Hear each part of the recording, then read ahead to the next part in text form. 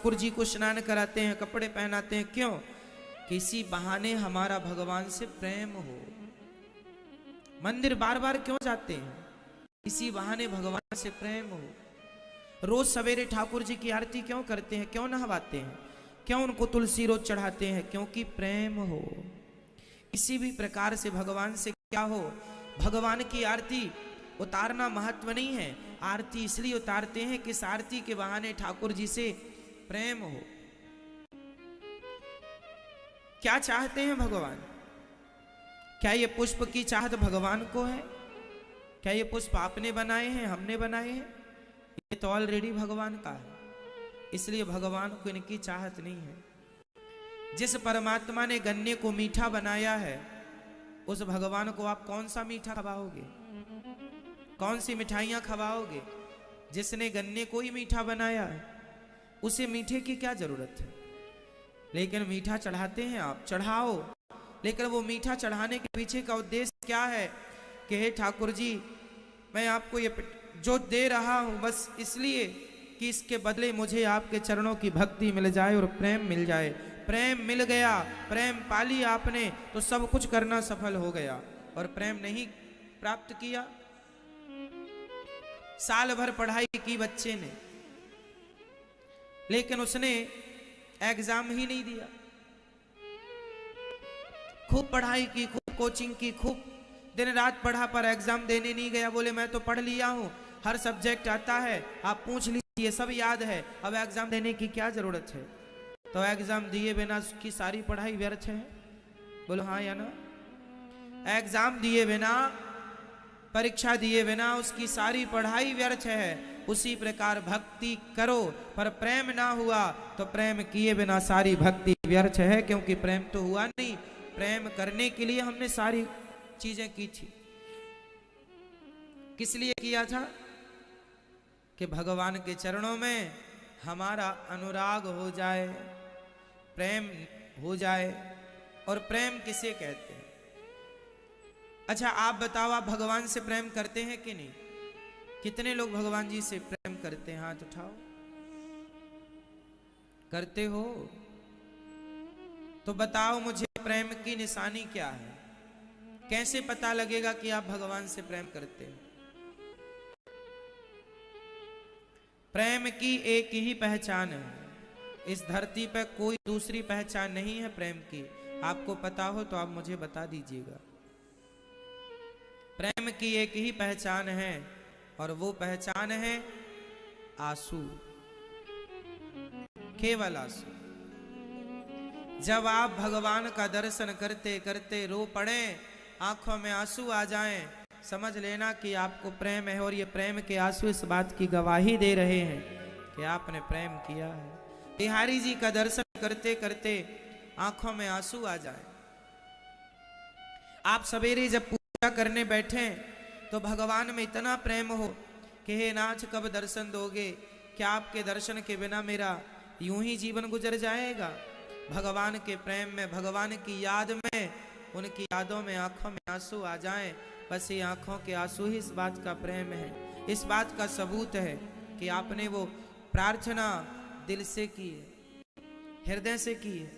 आपकी प्रार्थना स्वीकार तब होगी जब आप कुछ दिल से कहते हैं, हृदय से कहते हैं। बातें दो प्रकार से कही जाती हैं, एक मुंह से, एक हृदय से। जो मुंह की बातें हैं, वाणी की आवाज है, मुख की बातें हैं, वो यहीं तक सीमित है। भगवान को रिझाना हो तो वाणी नहीं रिझा सकती। भगवान को तो वाणी के संग जब तक हृदय से आवाज ना निकले, अंतःकरण की आवाज ना निकले, तब तक भगवान रीझते नहीं है।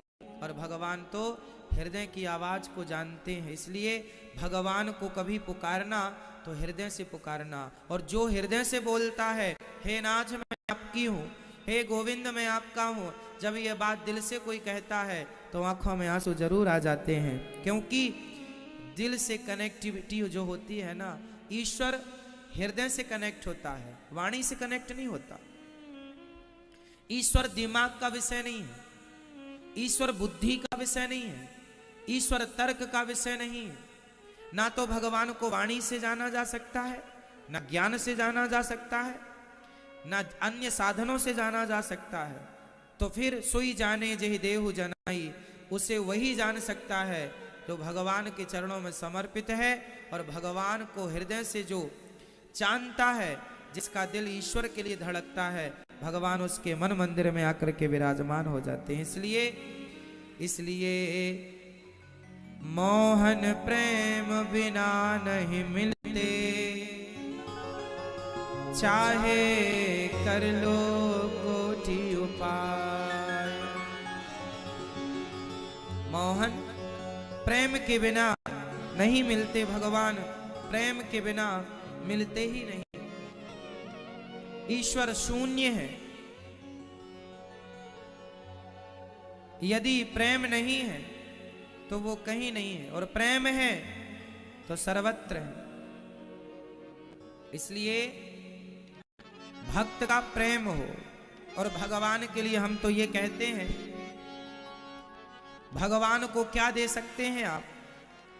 पत्रम पुष्पम फलम तोयम यो में भक्त्या प्रयच्छति। भगवान को हम क्या दे सकते हैं? पत्रम, कौन सा पत्ता? बताओ भगवान को कौन सा पत्ता प्रिय है? कौन सा पत्ता? कौन सा पत्ता ठाकुर जी को प्रिय है? तुलसी का। तुलसी का नहीं मेरी मां। हम अपने आप को पत्ता मानकर, अपने आप को पत्ते की तरह हल्का मानकर, अपने आप को भगवान के श्री चरणों में चढ़ा दें। प्रभु आज मैं कुछ लाया नहीं हूं, आज मैं अपने आप को चढ़ा रहा हूं। अच्छा, आप लोगों ने भगवान को अभी तक सब कुछ चढ़ाया है। पैसे चढ़ाए, सोना चांदी हीरा मोती मीठा मिष्ठान नारियल, सब कुछ आपने चढ़ाया। अभी एक चीज नहीं चढ़ाया आपने, क्या? अपने आप को। अब क्या चढ़ाएंगे अब भगवान जी को?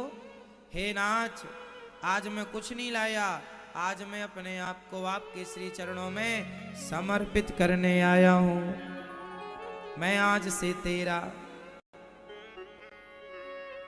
मैं तेरा हो गया गोविंद, मैं तेरा हो गया कान्हा, तू मेरा हो गया कान्हा। मैं तेरा हो गया कान्हा, तू मेरा हो गया कान्हा। तो भगवान से बस यही कहो, मैं तेरा हो गया कान्हा, तू मेरा हो गया कान्हा। मैं तेरा हो गया कान्हा, तू मेरा हो गया कान्हा। मैं तेरा हो गया कान्हा, तू मेरा हो गया कान्हा। मैं तेरा हो गया कान्हा, तू मेरा हो गया कान्हा। मैं तेरा हो गया कान्हा, तू मेरा हो गया कान्हा। मैं तेरा हो गया कान्हा, मैं तेरा हो गया कान्हा। तू मेरा हो गया कान्हा, मैं तेरा हो गया कान्हा। मैं तेरा हो गया कान्हा, तू मेरा हो गया कान्हा।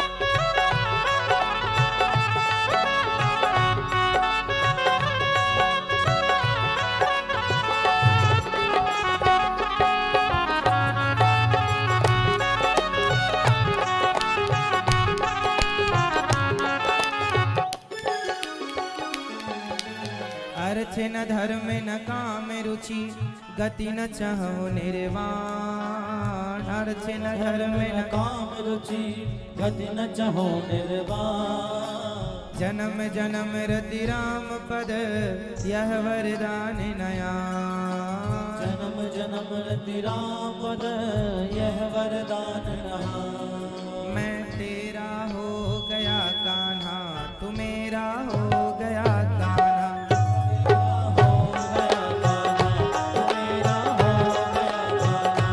तेरा हो गया कान्हा, तू मेरा हो गया कान्हा।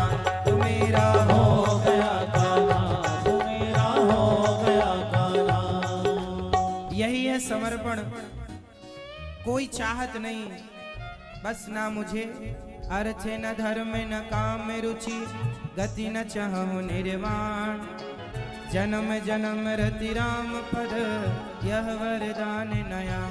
कुछ नहीं, ना अर्थ न धर्म न काम। हे गोविंद, क्या है मेरे पास जो मैं आपको दे सकूं? बस एक ही चीज है, आज मैं अपने आप को आपके चरणों में समर्पित करता हूं। मैं तेरा हो गया कान्हा, तू मेरा हो गया कान्हा, मैं तेरा हो गया कान्हा, तू मेरा हो गया कान्हा, तेरा हो गया कान्हा, तू मेरा हो गया कान्हा, तेरा हो गया कान्हा, तेरा हो गया कान्हा। इसलिए कुछ नहीं है देने के लिए, इसलिए पत्रम पुष्पम फलम तोयम यो में भक्त्या प्रयच्छति। क्या दें? तुलसी की तरह अपने आप को। तो आज कितने लोग अपने आप को चढ़ाएंगे? आज से हम ठाकुर अपने आप की, अपनी हर सांस अब गोविंद के नाम कर दो, सौंप दो। अब सौंप दिया इस जीवन का सब भार तुम्हारे हाथों में है, जीत तुम्हारे हाथों में है, हार तुम्हारे हाथों में। इसलिए सब कुछ अब आप जानो और आपका काम जाने। तो ये तुलसी की तरह अपने आप को समर्पण कर दो। पत्रम, अब क्या बचा? पुष्पम। भगवान को क्या चाहिए? पुष्प। कौन सा पुष्प? ये पुष्प नहीं, पुष्प का एक नाम है सुमन। सुमन मतलब होता है, सु मतलब सुंदर, मन मतलब मन, बराबर सुमन।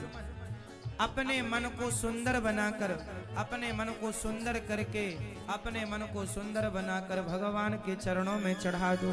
अभी हमारा मन कैसा है? गंदा है, यहाँ वहां भागता है।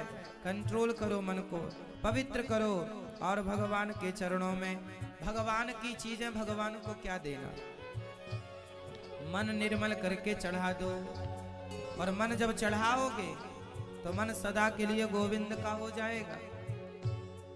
तो मन को भगवान के श्री चरणों में चढ़ाना है, ये भगवान चाहते हैं। तीसरा, पत्रम पुष्पम फलम। कौन सा फल भगवान को चाहिए? कर्मों का। अच्छे कर्म करो और भगवान को अच्छे अच्छे कर्मों का फल चढ़ाते रहो। कर्म करो और जो भी पुण्य है प्रभु, जो भी मेरा पुण्य है मैं उसे आपके श्री चरणों में समर्पित करता हूँ। और चौथा है तोयम। तोयम मीन्स जल। जल कहते हैं गंगा जल, नर्मदा जल, यमुना जल, सरस्वती जल, सारा जल। लेकिन सबसे श्रेष्ठ जल है वो नेत्रों का जल, जो भक्त प्रेम से भगवान के लिए बहाता है। और भगवान के लिए, भगवान प्रेम में बहाए आंसू जो ठाकुर जी को चढ़ते हैं, वह सर्वश्रेष्ठ जल होता है। इसलिए भगवान को कन्हैया को एक रोज रो कर पुकारा, कृपा पात्र किस दिन बनूंगा तुम्हारा। कन्हैया को एक रोज रो कर पुकारा, कृपा पात्र किस दिन बनूंगा तुम्हारा। मेरे साथ होता है प्रतिक्षण तमाशा, है आंखों में आंसू और हृदय में निराशा। कई जन्मों से पथ में पलकें बिछाई, न पूरी हुई एक दिल की भी आशा। सुलगती विरह की करो आग ठंडी, भटकती लहर को दिखा दो किनारा। कन्हैया को एक रोज रोकर पुकारा। किस्मत वाले होते हैं वो जिनकी आंखों में भगवान के लिए आंसू होते हैं। इसलिए भक्त का धन क्या है? भगवान के लिए जो आंसू बह रहे हैं वही हमारा धन है। कन्हैया को एक रोज रोकर पुकारा। एक बात बताओ मेरी माँ, आपका छोटा सा बच्चा जिद करता है माँ ये खिलौना दिलाओ, आप मना करती हैं नहीं दिलाएंगे, तुम्हारे पास है। जब माँ बच्चे को खिलौना नहीं दिलाती तो बच्चा क्या करता है? बच्चे क्या करते हैं? रोते हैं। और जब जिद पकड़ लेता है रोते ही जाता है, फिर माँ बाप क्या करते हैं? उसके रोने के आगे माँ बाप हार जाते हैं और फिर उसकी जिद पूरी करते हैं। अब आप सोचो कि बिना रोए बच्चों को माँ बाप 20 रुपए का 50 रुपए का खिलौना नहीं दिलाते। जब बिना रोए बच्चे को खिलौना नहीं मिलता तो बिना रोए भला भक्त को भगवान कैसे मिल जाएंगे? इसलिए भक्त को भगवान के लिए आंसू बहाने ही पड़ेंगे। ये कहने की बातें नहीं है, ये तो प्रेम जगत है। जहां प्रेम है वहां आंसू होंगे, प्रेम नहीं आंसू नहीं। आप बिहारी जी का दर्शन करने जाते हैं, जाके आ जाते हैं, क्या बिहारी जी को देखकर आंखों में आंसू आए? जगन्नाथ जी आप जाते हैं, जगन्नाथ जी मिले हैं आप? रोज रोज तो जगन्नाथ जी मिलते नहीं है, रोज रोज तो बिहारी जी मिलते नहीं है, रोज रोज तो राधा रमण जी मिलते नहीं है। हम कभी कभी तीर्थों में जाते हैं, कभी जगन्नाथ जी गए, कभी बद्रीनाथ जी, कभी द्वारिकानाथ जी, कभी विट्ठलनाथ जी, कभी रंगनाथ जी, कभी कभी जाते हैं और यूं ही देख कर आ जाते हैं। अच्छा एक बात बताओ, क्या ऐसा हो सकता है कि माँ का बेटा परदेश गया हो और 2-4 साल बाद लौटा हो और माँ बिना रोए उसे गले लगाए बिना मिल ले? ऐसा हो सकता है? बताओ। अरे जब बेटा परदेश से आता है तो माँ बच्चे को गले से लगाकर रो पड़ती है। वो आंसू खुशी के होते हैं कि आज मुझे मेरा बेटा मिल गया, पर माँ की आंखों में आंसू आते ही हैं। क्या ऐसा हो सकता है कि बिना रोए माँ मिली हो? परदेश से आया हुआ बच्चा, बहुत दूर से आया हुआ, बहुत दिनों बाद लौटा हुआ बच्चे को माँ ने बिना गले लगाए, बिना चूमे हुए, बिना आंसू बहाए हुए मिली हो? क्या ऐसा संभव था? संभव है? नहीं। तो सोचो, जब माँ अपने बच्चे के लिए रोती है तो भक्त भला बिहारी जी का दर्शन करने आए और बिना रोया चला गया तो ये कैसा दर्शन है? बिना प्रेम के आंसू बहाए चला गया, कैसा दर्शन है? जहां प्रेम है वहां आंसू है, प्रेम की निशानी आंसू है। इसलिए घर में रहो, जहां हो वहीं रहो, पर भगवान के लिए प्रेम के 2 आंसू समर्पित करते रहो। हे नाथ, मैं क्या दूं आपको? इसलिए भगवान से इतना प्रेम हो कि भगवान का नाम लेते लेते आंखों में आंसू आ जाए। ये प्रेम की परम निशानी है। इसलिए प्रेम इसलिए गाया है, प्रेम जगत में सार और कुछ सार नहीं, प्रेम ही सार है। इसलिए गोपियों ने क्या किया? प्रेम। उद्धव जी आए, माता यशोदा को समझाने लगे, न माता न पिता तस्य न भार्या न सुता दया नात्मीयो न परश्चापि न देहो जन्म एव च। कह दिया न माता न पिता तस्य। उद्धव जी ने कहा वो भगवान है मैया, वो किसी के पुत्र नहीं है, भगवान है। उद्धव जी ने जब कहा तो मैया यशोदा ने कहा, उद्धव मैं अपने कृष्ण के लिए रोती हूं तो रोने देना। अरे वो कृष्ण मुझे भले छोड़कर चला गया पर मेरे हृदय में तो बैठा है, उसकी यादों में क्या मैं रो भी नहीं सकती? तो मेरे रोने में बाधा क्यों बनता है उद्धव? उसके लिए रोने में भी जो सुख है वो सुख की तू कल्पना नहीं कर सकता। गोपियां माँ यशोदा रो रही हैं और कह रही हैं, माँ हमें रोने दे उद्धव, हमसे ये रोने का अधिकार मत छीनो। अब उद्धव जी माँ यशोदा के पास से गोपियों के समक्ष आए और सारी गोपियां उद्धव जी ने वो चिट्ठी निकाली जो गोविंद ने दे रखी थी। सारी गोपियों ने छीन ली, चिट्ठी के टुकड़े टुकड़े कर दिए। कोई माथे से लगा रही है, कोई चूम रही है। उद्धव ने कहा, री सखियों कम से कम पढ़ तो लिया होता। क्या बताएं, कैसे पढ़ लें। गोपियों ने कहा, जिसने कृष्ण को पढ़ रखा है अब उसकी चिट्ठी पढ़ने की क्या जरूरत है, हमें पता है कि इसमें क्या लिखा है। अब गोपियां उस चिट्ठी को हृदय से लगाती हैं। एक सखी बोली, अच्छा अब हम जा रही हैं, अब हमें मरना है।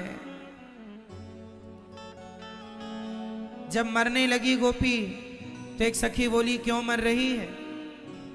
अरे कुछ दिन तो जी कहा था ना गोविंद आऊंगा, आएगा तो मर मत। गोपी बोली, अब जी के क्या करना। सारी गोपियां कह रही हैं, हे गोविंद, ओ कान्हा रे तेरे बिना भी क्या जीना, तेरे बिना भी क्या जीना। फूलों में कलियों में, सपनों की गलियों में, तेरे बिना कुछ कहीं ना, तेरे बिना भी क्या जीना।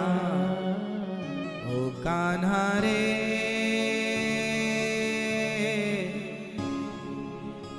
तेरे बिना भी क्या जीना।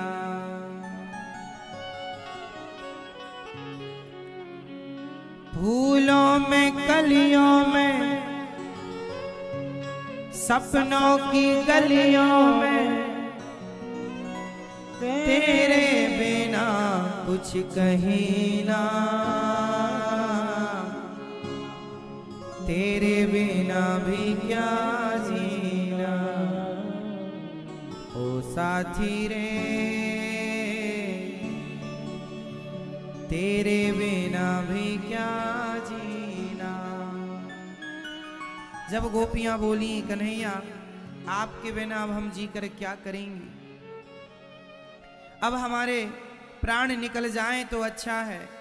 जब गोपी के मानो प्राण निकलने लगे, देखो विरह क्या होता है। जहां प्रेम है, जब बेटी विदा होती है ना, तो माँ बाप भाई खूब रोते हैं। क्यों रोते हैं? क्योंकि प्रेम है। कुछ लोग नहीं रोते। क्यों नहीं रोते? क्योंकि उनका प्रेम नहीं। बस यही है। जिनका प्रेम है वो रोते हैं, जिनका प्रेम नहीं है वो नहीं रोते। और भगवान की सच्ची भक्ति तब होगी। लोग कहते हैं हम भक्ति करते हैं, कोई फायदा नहीं होता। बताओ, क्या लाइट जलाने के बाद भी कमरे में अंधकार रह सकता है?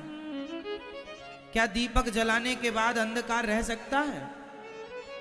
अब कोई कहे कि मैंने तो लाइट जला दी, दीपक जला दिया, पर कमरे में अंधकार है, क्या यह बात विश्वास करने योग्य है? कि लाइट भी जल रही हो और अंधकार भी हो। जैसे दीपक और अंधकार ये दोनों एक साथ नहीं रह सकते, उसी तरह आप भक्ति कर रहे हैं और आपको भगवत कृपा ना प्राप्त हो, ऐसा हो ही नहीं सकता। भक्ति बस सच्ची हो, शर्त ये। सच्ची भक्ति क्या है? जहां प्रेम है वहीं सच्चाई है।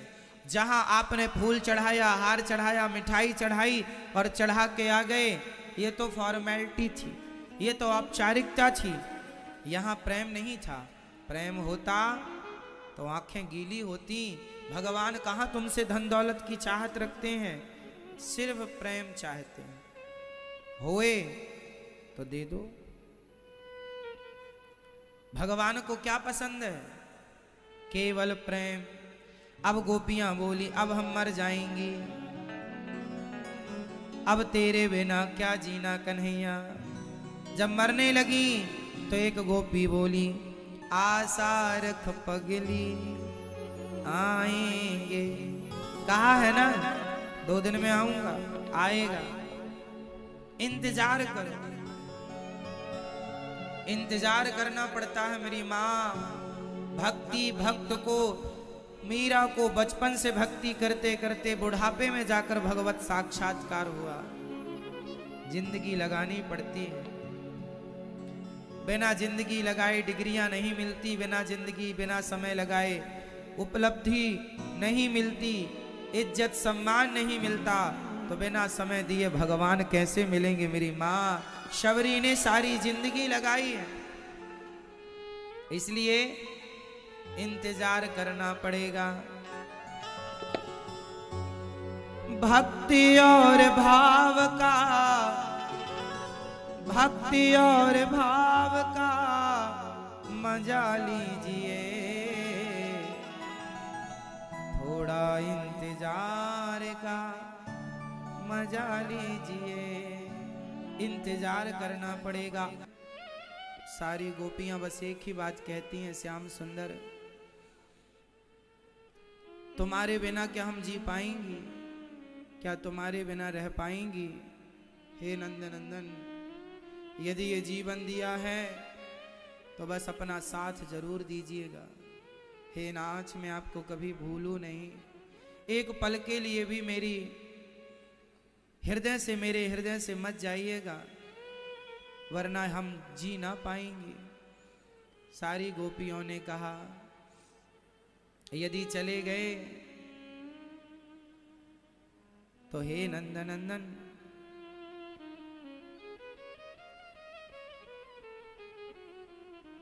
जीवन आपके बिना वैसा ही है जैसे प्राणों के बिना शरीर अचेत है। आपके बिना हमारा कोई अस्तित्व नहीं है। इसलिए गोपियों ने कहा दुख से सनी है देह हमारी, जीवत ना हमें मारो जी, जीवत ना हमें मारो जी।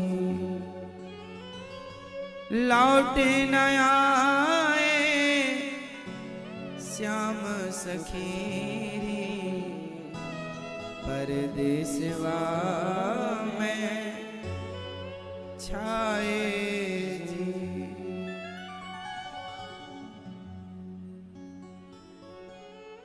उद्धव जी ने जब ज्ञान दिया कि नेत्र बंद करके हृदय में दर्शन करो, तब उद्धव से गोपियों ने कहा ऐ उद्धव हमें ज्ञान की पोथी न सुनाना।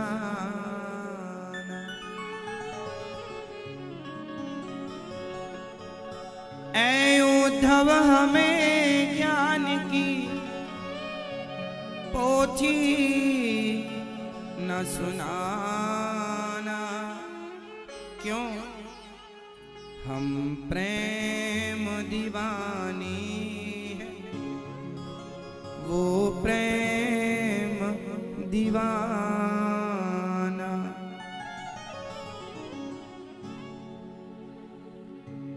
तन मन जीवन श्याम का,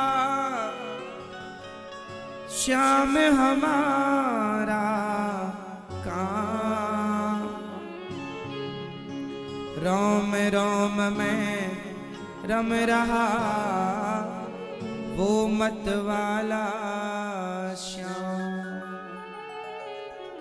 इस तन में, इस तन में, इस तन में अब योग का नहीं कोई ठिकाना।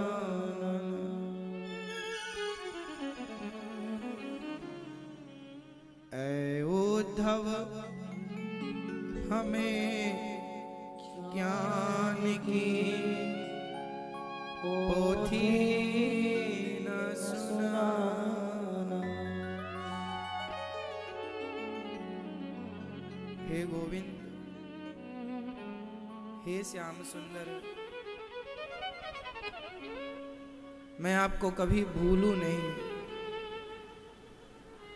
सदा आपका स्मरण बना रहे। आपका स्मरण, आपकी भक्ति ही मेरा धन है। हे नंदनंदन, हे बिहारी जी, हे जगन्नाथ जी, मैं कभी आपको भूलूं नहीं नाथ।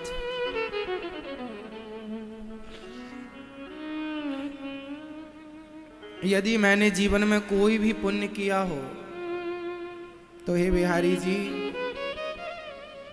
उस पुण्य के बदले बस मुझे एक ही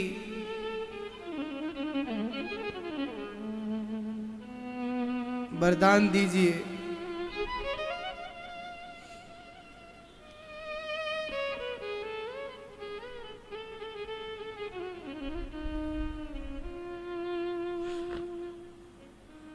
कि हे नाथ, मैं आपको कभी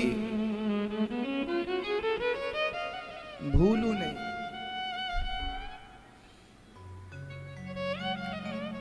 आपको भूल कर भी दुनिया की संपत्ति का मैं क्या करूंगा। आपको भूलकर पद का, प्रतिष्ठा का, ऐश्वर्य का क्या करूंगा। इसलिए हे गोविंद,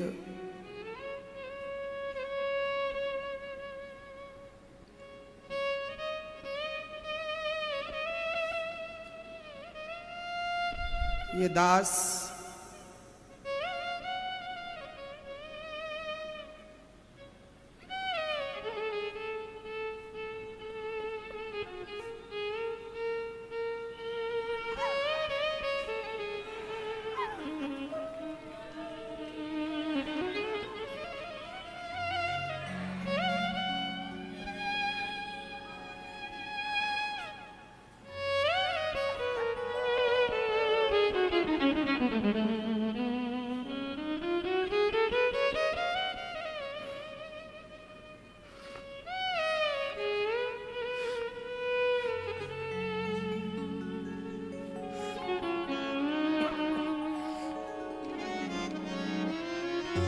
हे बिहारी जी,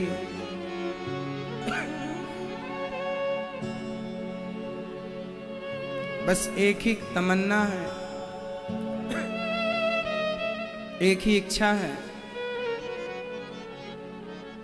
कि बस आपका ही हृदय में दर्शन होता रहे। बहुत देख लिया बाहर, बहुत घूम लिया संसार। अब गोविंद, मेरे हृदय में आप प्रकट हो जाइए, मेरे मन मंदिर में प्रकट हो करके, और मुझे सदा के लिए अपना दास स्वीकार कर लीजिए। हे नाथ, बस एक ही प्रार्थना है आपके श्री चरणों में कि अहरनिश, हर पल, हर क्षण, हे गोविंद, हे राधा रानी, हे श्याम सुंदर, हे गौरी गोपाल भगवान, हे श्रीमन नारायण, मैं आपको कभी भूलूं नहीं। बस मेरी भक्ति का, यदि मैंने जीवन में जरा सा भी कोई पुण्य किया हो तो उसके बदले बस सदा मैं आपका स्मरण करता रहूं, आपके श्री चरणों की भक्ति सदा करता रहूं। मेरी वाणी सदा आपका गुणगान करती रहे, और वाणी गुणगान करते करते ही मेरा ये जीवन आपके श्री चरणों में समर्पित सदा के लिए हो जाए। हे नाथ, मैं आपको कभी भूलूं नहीं, बस यही प्रार्थना है। भगवान को भूल जाना ही सबसे बड़ा दुख है, और भगवान का स्मरण ही सबसे बड़ा सुख है। इसलिए जानत हूँ अस स्वामी बिसारी, फिर ही ते काहे ना हो ही दुखारी। भगवान को भूलकर इंसान किस सुख की कामना करता है। भगवान को भुला करके भी क्या संसार का कोई सुख प्राप्त हो सकता है किसी को? कदापि नहीं। यह सबसे बड़ा अज्ञान है, सबसे बड़ी भ्रांति है लोगों की कि भगवान को भूल करके भी क्या कोई सुख प्राप्त कर सकता है? नहीं, भगवान का स्मरण ही सबसे बड़ा सुख है और भगवान का विस्मरण ही सबसे बड़ा दुख है। इसलिए बस यही प्रार्थना करो कि हे नाथ मैं आपको कभी भूलूं नहीं। काम खूब करिए, खूब पैसा कमाओ आप लोग, पर काम करते हुए भगवान को कभी भुलाइए मत। हे नाथ आप मेरे सहायक हैं, आप सदा मेरे संग हैं। ये भाव सदा बनाए रखो कि मैं अकेला नहीं हूं, मेरे संग ठाकुर जी हैं। मेरे चरणों, मेरे हृदय में सदा गोविंद के श्री किशोरी जी के, श्री गौरी गोपाल भगवान के चरण मेरे सदा हृदय में है। भगवान कहीं बाहर का विषय नहीं है भक्तों। लोग कहते हैं भगवान क्यों नहीं दिखते, कहाँ है भगवान? ये सवाल तब तक खड़े रहते हैं जब तक आप प्रेम करते नहीं हैं। आप प्रेम करें तो सही, ये सवाल खत्म हो जाएंगे। भगवान कहाँ हैं आप कहते हैं, मैं कहता हूँ भगवान कहाँ नहीं है। जहाँ भक्त का विश्वास है वहीं भगवान है। वो विश्वास से पुकारो तो सही, उस श्रद्धा उस भक्ति से पुकारो तो सही, वो मिलने की चाहत होई तो सही। भगवान कहाँ नहीं है?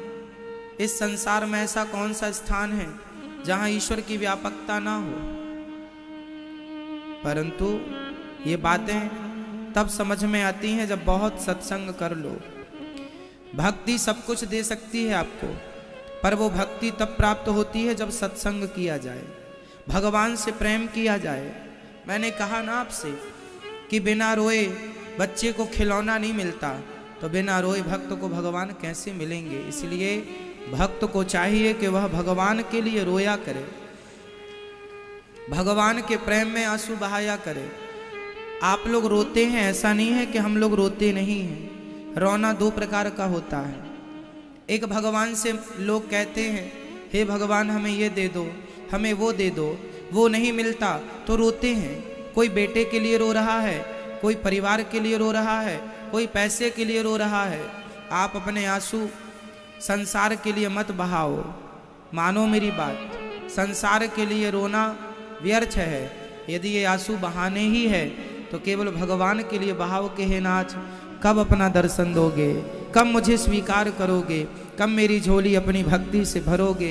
हे नाथ कब मेरे हृदय में आकर बैठोगे, कब मुझे सोते जागते आपका दर्शन होगा। भगवान से प्रेम करो, इतना प्रेम करो कि आपका प्रेम चुंबक बन जाए, मैग्नेट बन जाए। जैसे मैग्नेट होता है ना, वो लोहे को अपनी ओर खींच लेता है, उसी प्रकार भक्त का प्रेम ही वो मैग्नेट है जो भगवान को अपनी ओर खींच लेता है। इसलिए आपको अपनी भक्ति को मैग्नेट बनाना पड़ेगा, आपको अपनी भक्ति को चुंबक बनाना पड़ेगा, तब जाकर के भगवान आपकी भक्ति की ओर खिंचे चले आएंगे।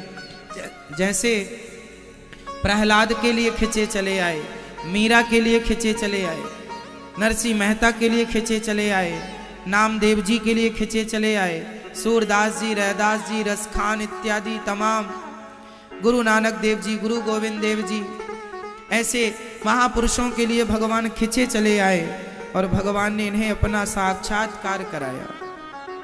ऐसे महान विभूतियों का दर्शन हम लोग उनका नाम सुन रहे हैं, उनकी कथाएं सुन रहे हैं। कितने मीराबाई ने, तुलसीदास जी ने ठाकुर जी का साक्षात किया है। अच्छा बताओ, भगवान का साक्षात्कार नरसिंह मेहता ने किसके बल से किया? क्या नरसिंह मेहता कोई ज्ञानी थे? केवल प्रेम करते थे, प्रेम के बल पर साक्षात्कार कर लिया। मीराबाई कौन से स्कूल में पढ़ने गई थी, लेकिन मीरा के गाए पदों पर लोग पीएचडी कर रहे हैं। क्यों? क्योंकि उसने प्रेम किया, और प्रेम जब किया तो साक्षात्कार हो गया। भगवान मिलेंगे तो प्रेम से मिलेंगे, इसलिए प्रेम ही भगवान की भक्ति है। ज्ञान को फॉर्मेलिटी ना मानिएगा, फूल चढ़ाना, पुष्प चढ़ाना, ये सारी क्रियाएं हैं, ठीक हैं ये, पर इन सब के पीछे आपका अथाह प्रेम होना चाहिए। जब गोपियों ने प्रेम की बातें उद्धव जी को कही और उद्धव जी गोपियों को प्रणाम करके हृदय में प्रकट हो गए, भगवान गोपियों के दर्शन करके जब आए भंवर आया, भंवर राधा जी के चरणों में गुंजार करने लगा। तब श्री भगवान ने भंवरा बन करके आज गोपियों ने क्या कहा, मधुप की तब बंधो मास प्रशांघ्रिम सपत्न्या कुछ विलुलित माला कुंकुमश्मश्रुभिर्नः वह तु मधुपतिस्तन मानिनीनां प्रसादम यदु सदसि विडम्ब्यं यस्य दूतस्त्वमीद्र।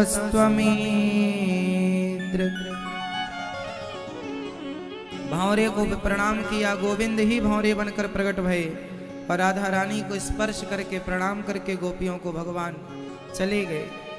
उद्धव जी पागलों की तरह लता पताओं से गुजरते हुए मथुरा गए। कन्हैया तुम्हारे प्रेमी तो वृंदावन में, यहाँ क्या कर रहे हो? भगवान बोले, उद्धव तुम्हें ज्ञान का अभिमान आ गया था, इसलिए मैंने तुम्हें प्रेमी बनाने के लिए वृंदावन भेजा था, सो तुम बन गए, मेरा कार्य पूरा हुआ। अब भगवान द्वारिका गए, जहां उनका विवाह माता रुक्मिणी जी से संपन्न हुआ। भगवान का दूसरा विवाह जाम्बवंत की बेटी जाम्बवती से हुआ और भगवान का तीसरा विवाह, ये जाम्बवंत की जो बेटी है ना, जाम्बवती मैया, यह जाम्बवंत जी वही हैं त्रेता युग वाले जाम्बवंत जी। इनकी बेटी से विवाह भगवान ने किया, क्योंकि भगवान के नगरी में एक सत्राजित नाम के सज्जन रहते थे, उनके पास बढ़िया मणि थी। भगवान ने कहा वो मणि आप हमें दीजिए। जब वो मणि नहीं मिली भगवान को, सत्राजित से कहा कि आप ये मणि हमें दे दो। सत्राजित ने कहा नहीं ये मणि हम आपको नहीं दे सकते, मना कर दिया। एक दिन सत्राजित के भैया वो मणि पहन कर गए, उनके भाई को प्रसेन को शेर ने मारा, शेर को जामवंत जी ने मार के मणि ले जाकर अपनी बेटी को दे दी। अब भगवान को कलंक लगा झूठा कि कृष्ण ने मणि मांगी थी, शायद हमने नहीं दी, इसलिए मणि मार करके भाई को मार करके श्री कृष्ण ने मणि चुरा ली।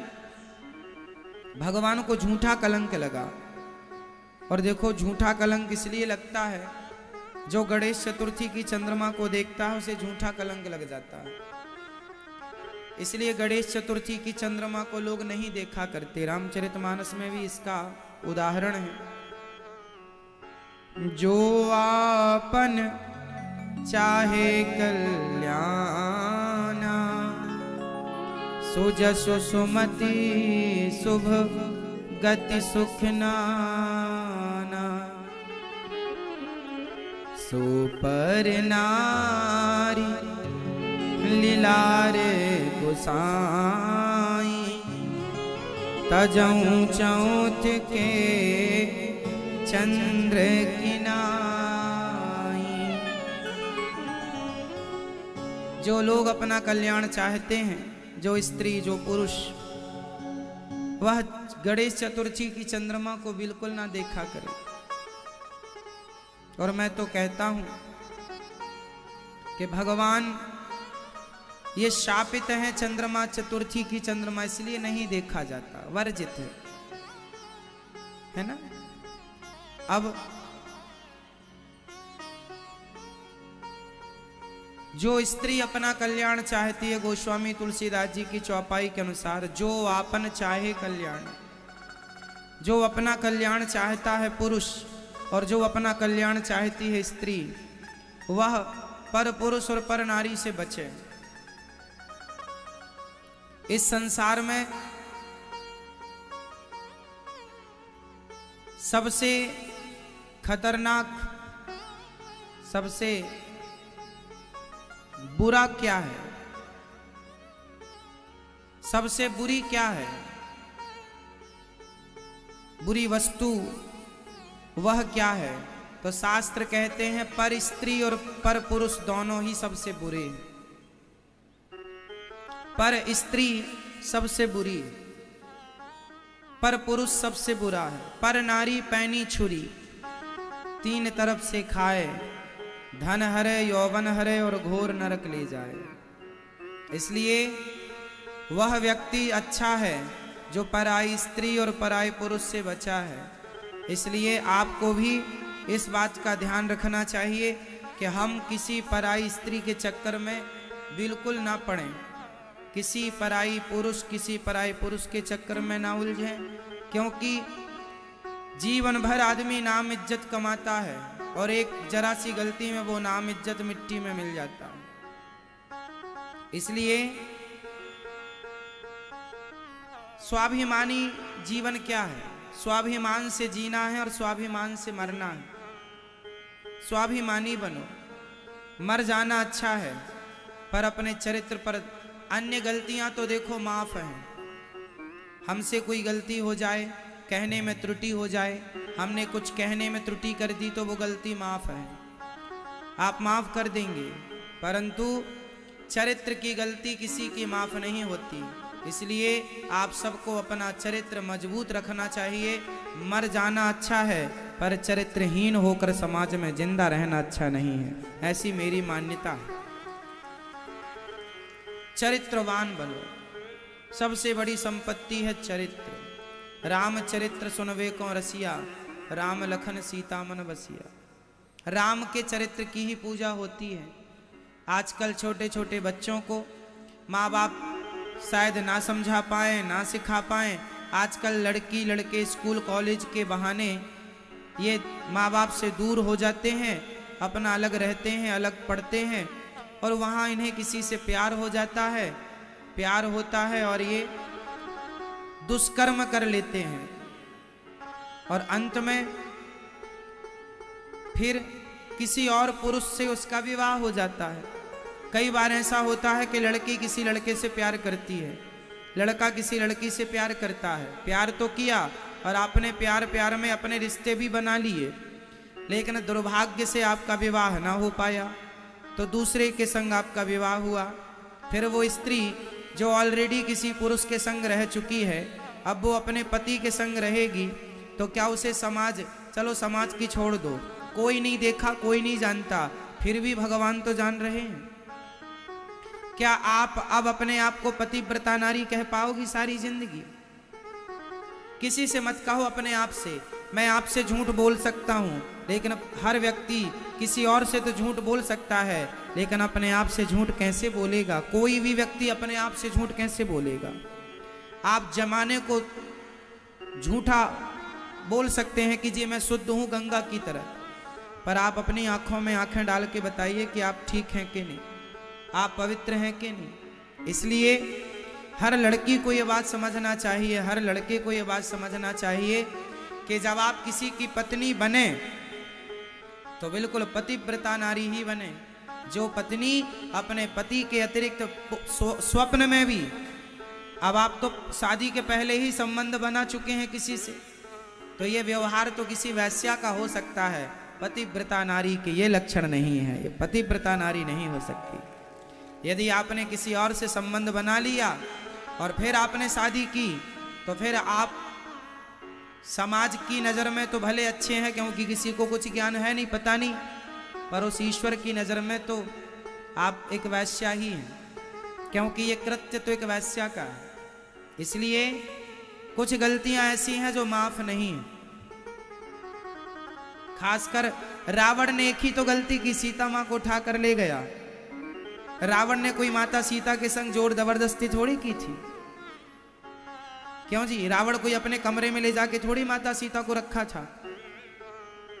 रावण ने केवल माता सीता का हरण किया, उनकी मर्जी के बिना ले जाके कमरे अशोक वाटिका में रखा। केवल नारी का, पराई स्त्री का गलत भावना से कोई पुरुष स्पर्श भी कर ले तो उस स्पर्श मात्र से भी उसका सर्वनाश हो जाएगा। यह रावण उदाहरण है इस बात का। पता नहीं लोग क्यों नहीं समझते, क्यों नहीं आप अपने बच्चों को ये शिक्षा देते कि वह चरित्रवान बने। आप अपने बच्चों को चरित्र की शिक्षा जरूर दीजिएगा। हर लड़की का चरित्र मजबूत हो, हर लड़के का चरित्र। पढ़ाई लिखाई करना बुरा नहीं है, पढ़ो, मन लगा के पढ़ो, पर पढ़ाई के नाम पर आप अपना चरित्र बिगाड़ लें, ये कौन सी समझदारी है? कितनी लड़कियां ऐसी हैं, एक लड़का लड़की मेरे पास आए, बोले महाराज जी हम दोनों प्यार करते हैं, शादी करना चाहते हैं। हमने कहा कर लो। बोले हमारी माँ तैयार नहीं है, लड़के ने बोला। मैंने कहा जब माँ तैयार नहीं है तो मत करो शादी, जहाँ माँ बाप कहें वहाँ कर लेना। नहीं महाराज मैं इस लड़की से बहुत प्यार करता हूँ। तो मैंने कहा फिर माँ बाप तैयार नहीं है तो फिर क्या करोगे? लड़के ने कहा मैं इस लड़की के संग तो शादी करूँगा, माँ बाप भले तैयार ना हो, मैं माँ बाप को छोड़ दूंगा। मैंने उस लड़की की तरफ देखा और मैंने कहा बहन देख रही है, जिस माँ बाप ने इसे पाल पोस कर बड़ा किया, जिस माँ ने इसका मलमूत्र धोया है, 9 महीने पेट में रखा है, ये अपनी माँ का सगा ना हो सका जिसने इसे जन्म दिया है, ये तेरा सगा क्या होगा? इसके चक्कर में ना पड़।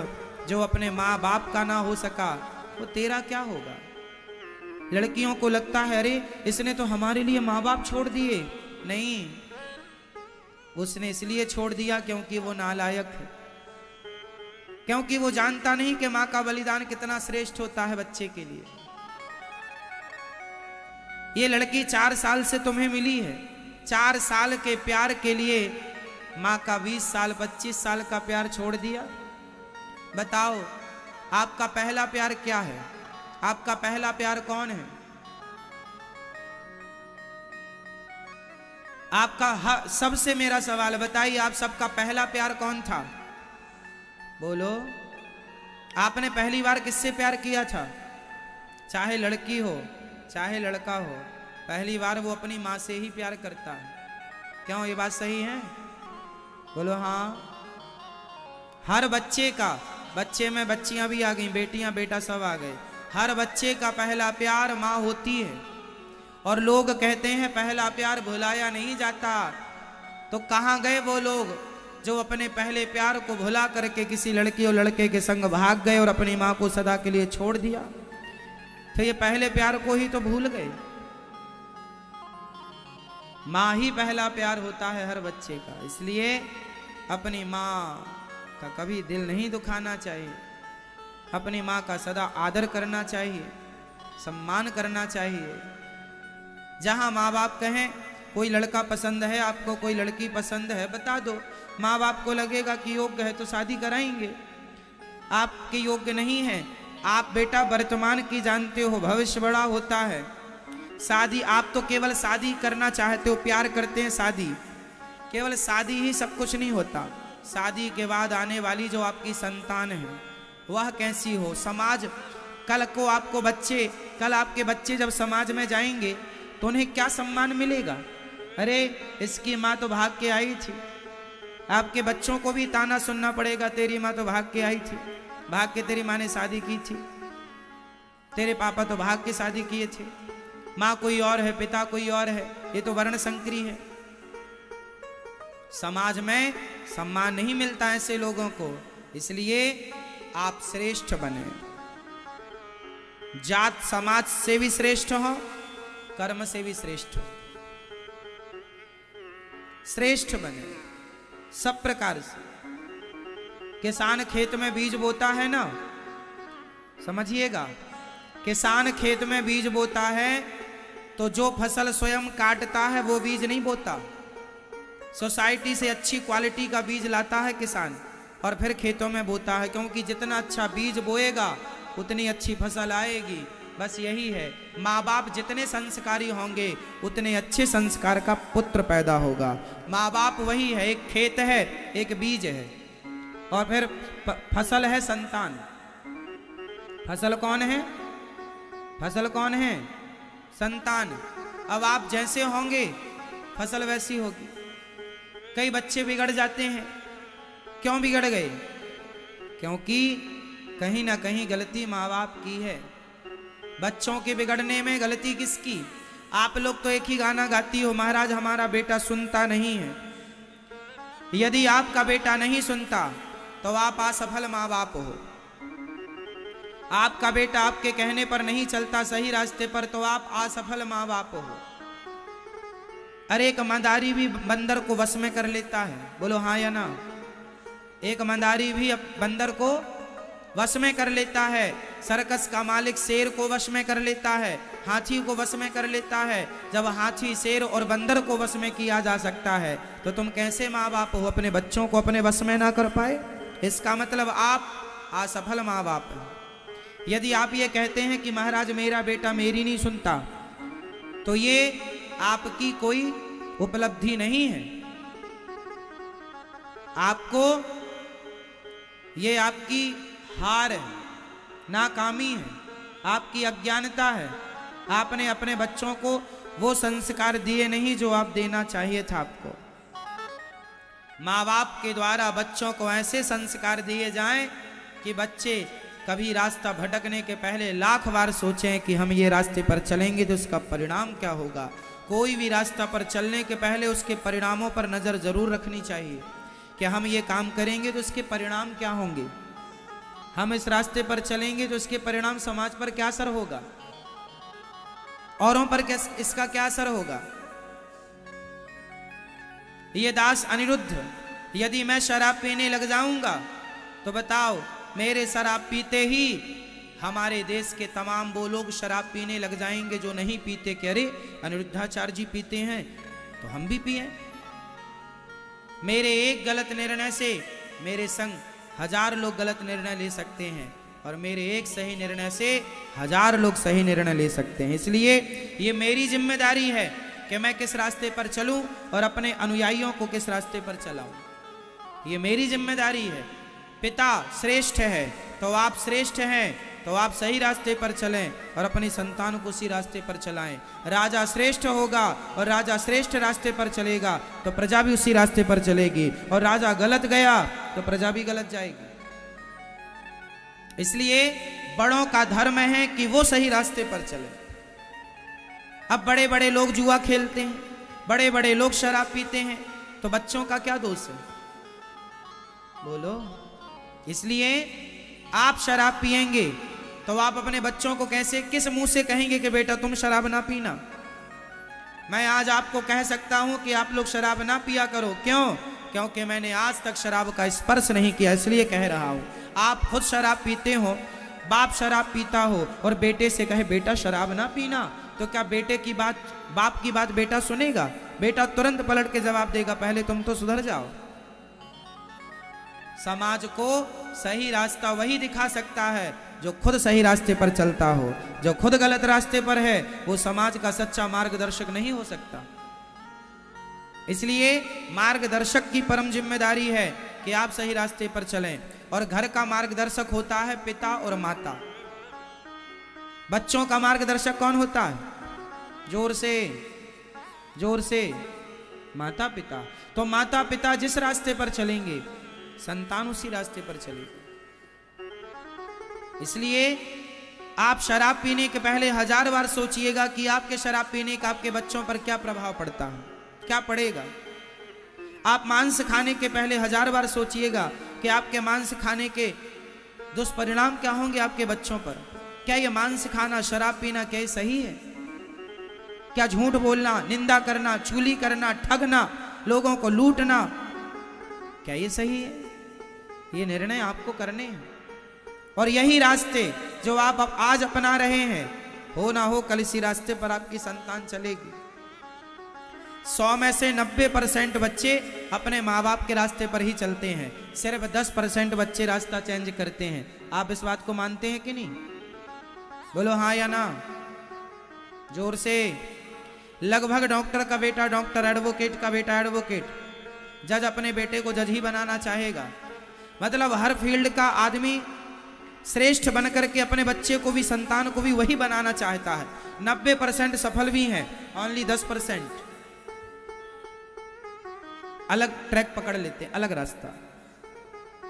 तो पहले आप श्रेष्ठ बनो, फिर उसी श्रेष्ठ रास्ते पर अपने बच्चों को चलाओ। यही एक माँ बाप की उपलब्धि है। श्रेष्ठ माँ बाप वो नहीं है जो बच्चों को पैदा करके छोड़ दें, जाओ बेटा मुंह मारो कहीं भी। ये तो सुअरों का काम है। सुअर अपनी औलाद पैदा करके, बच्चे पैदा करके छोड़ देता है, जाओ जहां जिस नाली में मन करे वहां जाके कूदो। एक पिता का धर्म क्या है? बच्चे पैदा करके छोड़ देना, बेटियों को पैदा करके छोड़ देना, जाओ कहीं भी मुंह मारो ना। माँ बाप का धर्म है कि आप अपने बच्चों को श्रेष्ठतम पुत्र बनाएं, श्रेष्ठ संस्कार दें। इस आप घर में क्या खाते हैं? अच्छे से अच्छा खाने की कोशिश करते हैं? बोलो हाँ। आप सबसे हेल्दी खाने की कोशिश करते हैं? अपने बच्चों को आप सबसे अच्छे से अच्छा खवाते हैं? हाँ या ना? बोलो हाँ या ना। आप खुद अच्छे से अच्छा खाने की कोशिश करते हैं, बच्चों को अच्छे से अच्छा खवाने की कोशिश करते हैं। जब हर चीज अच्छा करते हैं बच्चों के लिए, अच्छे से अच्छे कपड़े, अच्छे से अच्छा स्कूल, आप बच्चों का नाम लिखाने के पहले 10 बार सोचते हैं किस स्कूल में बच्चे का नाम लिखाऊं, ये अच्छा है कि ये अच्छा है। दोनों में आप देखते हैं कि ये ज़्यादा बेहतर है। वहाँ जब अच्छे से अच्छा स्कूल, अच्छे से अच्छे कपड़ा, अच्छे से अच्छा खाना, तो अच्छे से अच्छे संस्कार क्यों नहीं मेरी माँ? यहाँ चूक जाता है आदमी। स्कूल तो अच्छे से अच्छा है, कपड़े तो अच्छे से अच्छे हैं, खाना पीना अच्छे से अच्छा, पर संस्कार अच्छे से अच्छा नहीं होता। यहाँ मार खा जाता है, मार खा जाते हैं माँ बाप। इसलिए आपको सफल माँ बाप बनना है, और सफल माँ बाप वही है जिनके बच्चे चरित्रवान हैं। आपका बच्चा भले एक क्लास कम पढ़ा हो, भले एक डिग्री कम हो, पर चरित्रवान है तो आपका बच्चा ही श्रेष्ठ है। क्या करेंगे हम उन डिग्रियों का जो चरित्रहीनता लेकर आई हैं? इसलिए चरित्र सबसे बड़ी शिक्षा है। पहले के गुरुकुलों में, पहले के शिक्षा में चरित्र की शिक्षा भी दी जाती थी। पहले चरित्र का बहुत बड़ा स्थान था। झांसी की रानी का नाम तो सुना होगा आपने। झांसी की रानी के घोड़े को जब गोली लग गई और झांसी की रानी का घोड़ा अचेत हो गया, झांसी की रानी ने कहा घोड़ा तो मर गया, वो अंग्रेजों से घिर गई चारों ओर से। तब जंगल में एक साधु ने कुटिया बनाकर जो तपस्या कर रहे थे, सूखी सूखी घास अपने ऊपर डालकर झांसी की रानी ने आग लगा ली। संत ने कहा अरे बेटी क्यों जल रही है? झांसी की रानी ने कहा था, ये झांसी की रानी के मरते हुए के शब्द थे, सुन लो। झांसी की रानी ने कहा था महात्मा जी कह देना जगत को कि जब तक शरीर में ताकत थी तो देश की रक्षा कर रही थी, अब दुश्मनों से घिर चुकी हूं, अब अपने चरित्र की रक्षा करने जा रही हूं मैं। यदि मैं लग गई उनके हाथों तो वो मेरा चरित्र बिगाड़ देंगे, और भारत की नारी है, मर जाएगी पर अपने चरित्र के संग समझौता नहीं करेगी।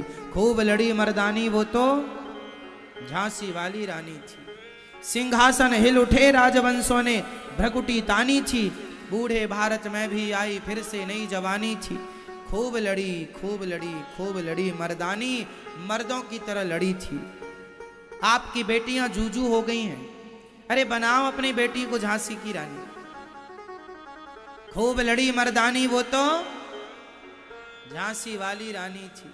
हर माँ बाप से मैं प्रार्थना करूंगा अपनी बेटियों को भी तलवार चलाना, लाठी चलाना, कराटे चलाना सिखाओ। कराटे से, लाठियों से, तलवार से वो आत्मरक्षा कर सके।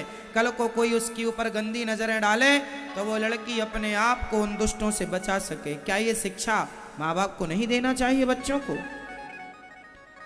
सबसे बड़ी शिक्षा क्या है?